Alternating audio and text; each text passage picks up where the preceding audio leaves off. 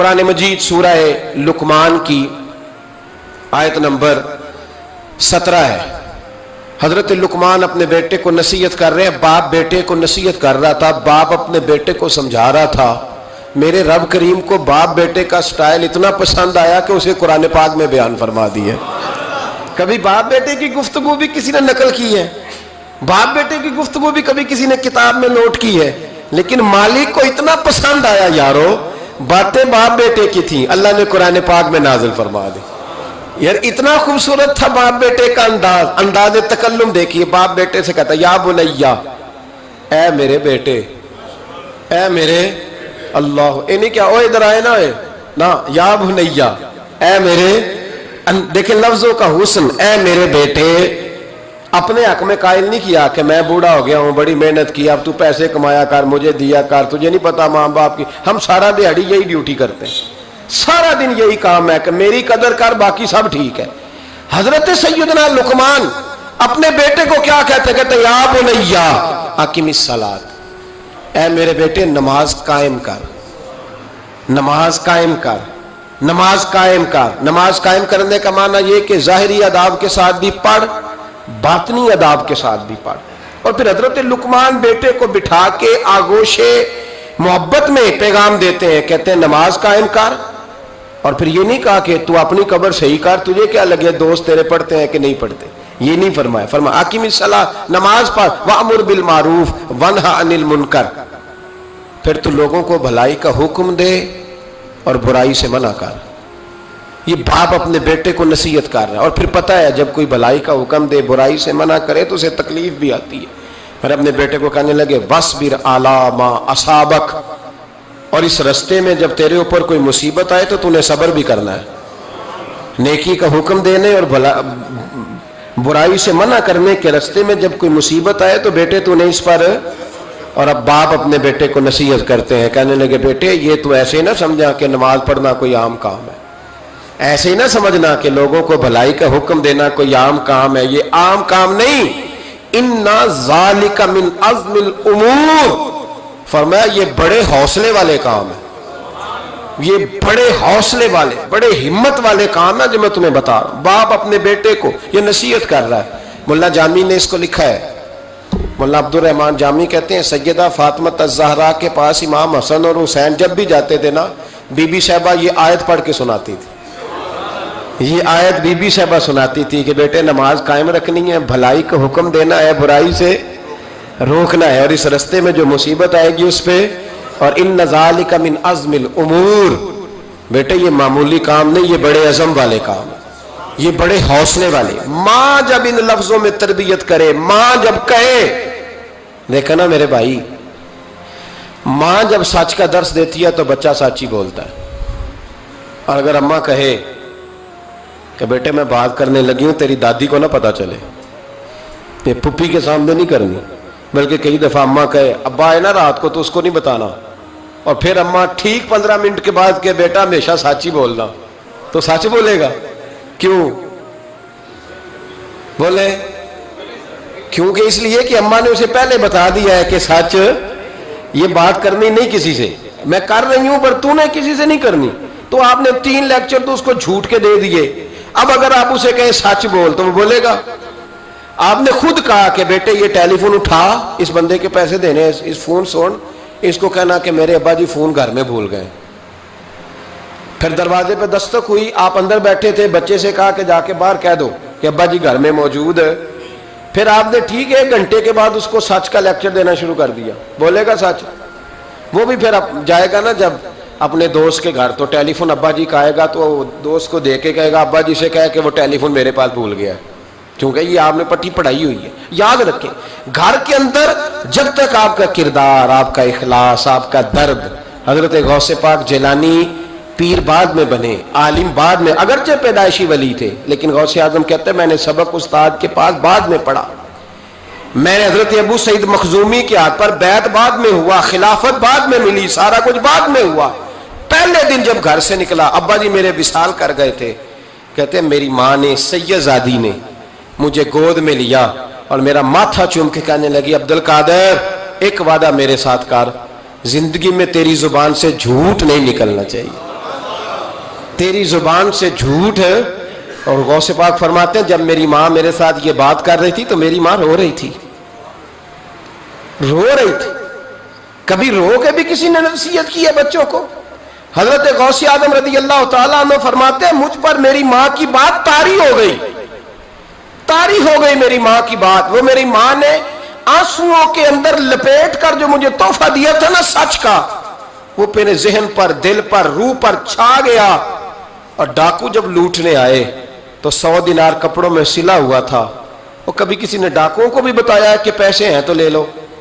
यहां तो शरीयत भी बड़ी सारी गुंजाइश देती है कि बचाओ अपना माल, लेकिन गौसे आजम रज़ी अल्लाह ताला अन्हु फरमाते हैं माँ ने मुझे आंसुओं में लपेट कर दिया था, लपेट करके सच बोलना है। तो माएँ अजीम हो तो फिर बेटे भी अजीम ही होते हैं। माँ अजीम हो तो बेटा भी फिर अजीम ही होता है। लपेट कर सच का तोहफा दिया था।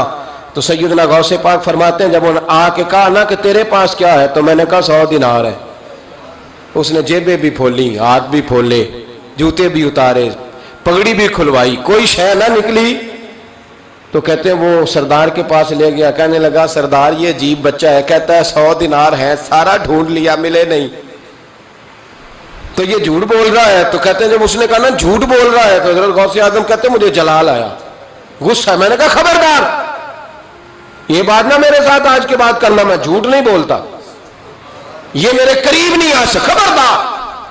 यहां बच्चों को गुस्सा तब आता है जब मर्जी का बर्गर ना मिले। गौसे आजम को गुस्सा कब आया? खबरदार सारा कुछ कर, आज के बाद ये लफ्ज ना कहना मैं झूठ बोलता हूं। अब्दुल कादर झूठ नहीं बोल सकता, हो ही नहीं सकता। उसने कहा फिर बता पैसे किधर है? तो हज़रत गौसे आजम ने बटन खोले और उलट करके कुर्ता कहने लगे मेरी मां ने सिए थे। 12 साल के गौसे पाक, यह एक रवायत है 14 साल। ये हम लोग इसको कहानी समझते हैं, कहानी नहीं भाई। ये वाकया अगर तेरे मेरे सामने हो तो अल्लाह की इज्जत की कसम खाता हूं मैं और आप भी तौबा कर दें, क्योंकि वो वाकया नहीं हो रहा था, वो कैफियत थी, वो तारी था सारा कुछ उस वक्त। गौसे आजम रज़ी अल्लाह ताला अन्हु का ये पैसे 14 साल या 12 साल उम्र मुबारक है। डाकुओं का सरदार कहता मुझे 22 साल डाके मारते हो गए थे, और 14 साल का बच्चा इश्क लगा सी खेड़ा खेड़ दी। 14 साल का बच्चा गौसे आजम ने पलट के दिखा ये पैसे। तो डाकुओं का सरदार कहता है कि पता नहीं मुझे क्या हुआ कि बच्चे के जज्बात किस तरह के हैं, अफकार किस तरह के हैं, ख्यालात किस तरह के। कहता कहां जा रहे हो? कहा मैं इल्म सीखने बगदाद जा रहा हूं। तो कहा बेटा दुनिया पैसे छुपाती है, तूने बताया क्यों? तो हजरत गौसे आजम ने पैसे उतार के फेंक के कहने लगे पैसे तो रख, मैं इसलिए बता रहा हूं कि मां से वादा करके आया हूं कि सच बोलूंगा, ले पैसे तुझे दे रहा हूं। डाकुओं का सरदार कहता है बच्चे की उतनी उम्र नहीं, इतने मुझे पाप करते साल गुजर गए, पर उस बच्चे का मां से किया हुआ वादा मुझे बदल गया। मैं दौड़ के पीछे गया, मैंने कहा अब्दुल कादर मुझे भी यार बगदाद ही ले चल।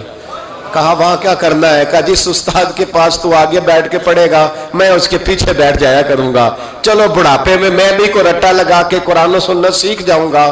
तो कहते हैं तुझे क्या हुआ? कहने लगे अब्दुल कादर तू मां से किया हुआ वादा नहीं तोड़ता, मैं रब से किए हुए वादे तोड़ रहा हूं, तौबा मेरी। डाकुओं से कहने लगे जाओ कोई सरदार और बना लो, मुझे तो मां बेटे का रिश्ता जीत गया है, ये मां बेटे का रिश्ता मुझे जीत के ले गया, मैं जीत गया मां बेटे के रिश्ते में, ये मुझे फतह कर गए, तुम कोई और सरदार बना लो।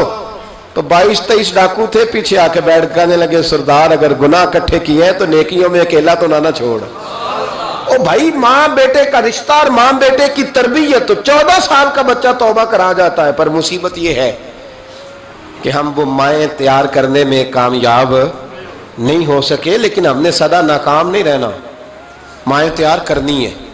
माएँ तैयार ये वाला मुतालबा ना बीवी से करते हैं कि मेरी बीवी फटाफट सही हो जाए, बेटी से करें ये मुतालबा, बहन पर करें ये मेहनत। ये वाली मेरे हजरत खुनसा रदी अल्लाह ताला अन्हा, जनाब खुनसा हुजूर की एक सहाबियाँ हैं, इन्होंने बाद में कलमा पढ़ा। दौरे जालियत में इनका एक भाई कत्ल हो गया था। इन्होंने अपने भाई के जाने पर, कत्ल होने पर एक मरसिया कहा था। वो मरसिया इतना मशहूर था कि जहां भी पढ़ा जाता लोग अपना कोई जाने वाला याद करके رونے لگ جا. ہمارے ہاں تو اب نعت خانوں نے رواج بنایا نا, جس کے گھر میں کوئی فوتگی ہوتی ہے اسے اور زیادہ رلاتے ہیں. میاں صاحب تو شعر لکھ گئے تھے, کوئی یہ تو نہیں انہوں نے کہا تھا کہ سارے کلاتے ہی پڑے اجے. انہوں نے تو شعر لکھا تھا نا, باپ مرے تے سر ننگا ہوندا تے پائی مرن تے کنڈ خالی تے ماما بعد محمد بخشا کون کرے رکھوالی. اب اس کو پتا ہے اس پہ روئیں گے بھی زیادہ, نوٹ بھی زیادہ دیں گے, تو ہر جگہ جا کے نا بات یہی چھیڑ دیتا ہے. اب وہ بیچارے بچے پہلے سے زیادہ روتے ہیں, تڑپتے ہیں. حالانکہ حکم یہ تھا کہ جب کسی جاؤ نا فوتگی پہ تو ان کو رلانا نہیں بلکہ ان کو حوصلہ دینا ہے. نعت خانوں کی بات ہوئی ہے تو آپ نے بڑا غور سے دیکھا ہے میری طرف, میں اور آپ بھی ایسے ہی کرتے ہیں. وہ جائیں گے نا تو پوچھیں گے یہ بچہ اس کا, یہ جو فوت ہو اس کا یہ بچہ, او ہو بیچارہ دیکھو نا چھوٹا سا تھا, اماں چلی گئی, بڑا مشکل ہے یتیموں کے لیے. تو یتیم چارہ نفسیاتی مریض بن جاتا ہے. وہ کہتا ہے بالکل چاچا صحیح کہہ رہا ہے, یتیموں کے بڑے برے حال ہوتے ہیں. اس طرح کر کے ہم نفسیات کمزور کرتے ہیں بچوں کی. حالانکہ بتانا چاہیے بیٹے فکر نہ کر, میرے نبی پاک بھی تو یتیم ہی پیدا ہوئے تھے نا, تو سارے یتیموں پر حضور کا سایہ ہے. بجائے حوصلے دینے کے ہم اور کمزور کرتے ہیں, اور زیادہ کمزور کرتے ہیں, اور زیادہ لوگوں کو تکلیف دیتے ہیں. تو قصیدہ جناب خنساء رضی اللہ تعالیٰ عنہ کا بڑا مشہور تھا, عربی قصیدہ لکھا تھا انہوں نے. کسی کے ہاں بھی کوئی انتقال کر جاتا تو ان کا وہ عربی قصیدہ پڑھا جاتا, اور جب وہ قصیدہ پڑھا جاتا تو لوگ دھاڑے مار مار کے روتے, دھاڑے مار مار کے. حالانکہ رونا رلانا اتنا اہم کام نہیں جتنا کسی کے دل کو تسلی دے دینا اہم کام ہے. جتنا کسی کی اشک شوئی, اشک آنسو نکالنا تو جرم ہے, آنسو پوچھنا ثواب ہے. یہاں لوگ رلانے کی ڈیوٹی کرتے ہیں, آنسو پوچھنے کی ڈیوٹی نہیں کرتے. حضرت جناب سیدنا خنساء رضی اللہ تعالی عنہ, آپ کا وہ قصیدہ پڑھا جاتا, لوگ دھاڑے مار مار کے روتے. یہ وہی خنساء تھیں کہ جنگ احد سے کچھ مہینے پہلے کلمہ پڑھ کے مسلمان ہو گئی. یہ وہ بی بی مشہور شاعرہ جن کا قصیدہ رونے رلانے کے لیے پڑھا جاتا ہے. ان کے 4 بیٹے جوان تھے. احد کے لیے جب رسول رحمت صلی اللہ علیہ وسلم نے اعلان کیا نا, فوجی آئے, مائیں بہنیں بچے تیار کریں بھیجیں, تو ان کی سہیلیاں کہنے لگی کلمہ تو پڑھ گئی ہے, تیرے بچے بھی پڑھ گئے ہیں, پر تیرا سب کو پتا ہے تیرے بچے کوئی نہیں جائیں گے. اس لیے کہ ایک بھائی کے جانے پر تو نے قصیدہ لکھا ہے تو آج تک پڑھا جا رہا ہے, تو 4 بچے کیسے تیرا نہیں جاتا. جناب خنساء چوپ ہیں. جب جنگ احد کے لیے سپاہی اور مجاہد نکلنے لگے تو 4 بیٹے لے کے چوک میں آ گئی. وہ بی بی جس کا رونا دھونا مشہور تھا, وہ اپنے بچوں کو چوک میں کھڑا کر کے کہتی ادھر دیکھو, قسم ہے مجھے اللہ کی عزت کی, میں نے تمہارے باپ کے ساتھ, یہ ماں لیکچر دے رہی ہے اور چوک میں دے رہی ہے تاکہ دنیا کو پتہ چل جائے. جناب خنساء کا خطبہ مدینے کے چوک میں, کہنے لگی مجھے اللہ کی عزت کی قسم, میں نے جاہلیت کے زمانے میں بھی تمہارے باپ کے بستر کو کبھی ناپاک نہیں کیا, کبھی ناپاک نہیں کیا. میں نے طیب اور طاہر بچے پیدا کیے, اور میں نے تمہیں اپنے سینے سے اپنے وجود کی خوراک تمہیں دی, دودھ پلایا. میرے بچوں, سارا زمانہ جانتا ہے کہ میں کسی کی جدائی نہیں سہ سکتی. میرا بھائی گیا تھا تو میرا قصیدہ ضرب المثل بن گیا, دنیا پڑھتی ہے, پر اب سنو, اب میں مسلمان ہوں, اب میں رسول پاک کا کلمہ پڑھتی ہوں. یاد رکھنا, جب میدان میں تیر چلے نا اور تلواریں چمکے اور نیزے برسے تو سب سے پہلے زخم میرے بچوں کو آنے چاہیے. بچوں کی تربیت ماں کر رہی ہے, پہلا زخم تمہیں لگے. اور پھر کہنے لگی اگر میرا دودھ پیا نا تو پھر یاد رکھنا کوئی ایک تیر بھی تمہاری پشت پہ نہیں ہونا چاہیے. جتنے بھی کھانا سینے پہ کھا کے آنا. کوئی مجھے یہ نہ کہے تیرے بچے بھاگ گئے تھے اور پشت پہ انہوں نے تلواریں کھائی اور زخم کھائے, اور لوگ خبردار سینے پہ تیر کھانا, خبردار جرت کا مظاہرہ کرنا. یہ خطبہ دے کے جناب خنساء اندر چلی گئیں. لوگ کہتے ہیں حیران رہ گئے. مزے کی بات یہ تھی, پھر بھی بیبیاں کہنے لگی خطبہ تو دے دیا ہے, دعا کرو اس کا کوئی بچہ شہید نہ ہو جائے. بڑے سخت قصیدے لکھتی ہے, شہید نہ ہو جائے, دعا کرو. لیکن اللہ بڑا ہی بے نیاز ہے, ان کے 4 بچے شہید ہو گئے. 18 زخم تھے بچوں کے پر, تھے سارے سینے پہ. 18 گھاؤ تھے تلواروں کے پر, سارے سینے پہ. میرے محبوب بہت سے واپس آئے. او بھائی, 4 بیٹے جس ماں کے چلے جائیں, اس ماں کو تسلی کون دے. جناب خنساء کے کھڑی ہوئی تو صحابہ کہتے ہیں ہمارا خیال تھا کوئی درد والا شعر پڑے گی, رلا دے گی دنیا کو. کہ میرے حبیب پاک نظر اٹھائی، کا خنسا تجھے پتا ہوگا تیرے چاروں بیٹے شہید ہو گئے؟ کہنے لگی حضور یہی تو دکھ ہے۔ جب کہا نا یہی دکھ ہے تو کان کھڑے ہو گئے لوگوں، حضور یہی تو دکھ ہے، یہی تو پریشانی ہے۔ محبوب نے فرمایا کیا پریشانی ہے؟ کہنے لگی حضور یہی تو پریشانی ہے، میرے 4 تھے، دل کرتا ہے میرے 14 ہوتے۔ حضور یہی تو دکھ ہے، 4 تھے، دل کرتا ہے 400 ہوتا۔ 4 کروں تیرے نام پہ جان فدا، نہ بس ایک جان 2 جہاں فدا۔ سونیا میرا 2 جہاں سے بھی نہیں جی بھرا، میں کروں کیا کروڑوں جہاں نہیں۔ کہ حضور 4 تھے۔ اور پھر مسجد نبی آج بھی اس ماں کی جرت کی گواہ ہے کہ ماں پوچھنے لگی سونیا میں یہ نہیں پوچھنے آئی کہ میرا کوئی بچہ ہے کہ نہیں، یہ پوچھنے آئی ہوں کہ میرے بیٹوں نے کوئی پشت پہ زخم تو نہیں کھایا؟ حضور کوئی پشت پہ زخم تو نہیں کھایا میرے بچوں نے؟ کوئی پشت پہ زخم؟ تو رسول پاک نے فرمایا خنسا تیری جرت کو اللہ قبول فرمائے، تیرے بچوں نے جتنے بھی زخم کھائے ہیں سینوں پہ کھائے۔